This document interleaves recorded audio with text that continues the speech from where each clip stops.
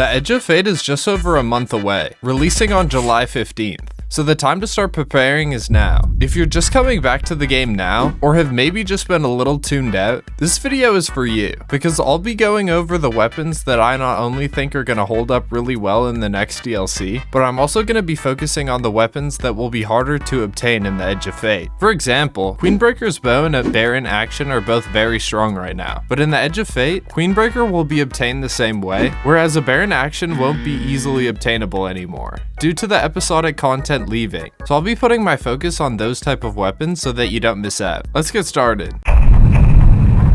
First on the list is a Baron action. A Baron action is simply the best rocket sidearm there is right now, and rocket sidearms are without a doubt the best primary option in the game right now. The role I recommend is Heal Clip and Incandescent, which absolutely steamrolls anything in the game. The reason this is the best rocket sidearm in my opinion is Heal Clip. Heal Clip is just insanely good at keeping you alive in any level activity. Pairing this with the damage output of a rocket sidearm, which allows for much easier kills to proc Heal Clip in higher level content than a regular primary, and Incandescent is just the icing on the cake for taking out small groups of enemies, making this easily the best energy slot rocket sidearm option. You can get this gun from playing Episode Echo's content, and if there's one gun on this list that you should probably get, it's this. Next up I have Lost Signal, which is a stasis area of denial frame GL. Over the past 2 seasons, this weapon has been dominant because of artifact buffs, but even without, this thing is insanely good. Ideally, you'll want to use it for a damage rotation, which is why my preferred role is auto-loading Vorpal. This gun shines because of its damage over time effects that allow you to build bolt charge a lot faster, as well as reset the timer on an Envious Arsenal rotation without having to swap the weapon. Aside from a damage rotation, this gun is also extremely useful for building Transcendence. So even outside of a boss encounter, this gun can play into any prismatic build extremely well. You can also get this gun from playing Episode Echo's content, so if you haven't already, make sure to hop in there and get this crafted. Next on the list I have Hezen Vengeance. There's not too much that needs to be said for this gun, it's just simply the best rocket that there is, and for any type of rocket rotation, this is the gun that you want. You can get it from Vault of Glass and it's craftable, but if you want a slightly better version, you can also farm for the Adept. The role you're gonna want is Envious Arsenal Bait and Switch. There are a couple use cases for something like a bipod role, but generally Envious Bait is what you want. I highly recommend farming this raid, and while you're at it, you can also get your hands on Corrective Measure with Redirection Killing Tally, Praedyth's Revenge with Rewind Bait and Switch or Kinetic Tremors, and Fatebringer with Kinetic Tremors and One for All. All of those are also pretty solid guns. So with all that said, if you haven't already, it's definitely worth hopping into this raid. Next up I have Choir of One, which is the only special auto rifle in the game, and has been a powerhouse pretty much all year. This gun is extremely well-rounded, and good for pretty much every situation in the game, due to its alternate fire modes, that allow you to both save ammo on red bars, and burst down majors with the hip fire. For this gun, you're gonna want destabilizing rounds, which is definitely the most annoying thing on this list to get, but it's worth picking up if you haven't done it already.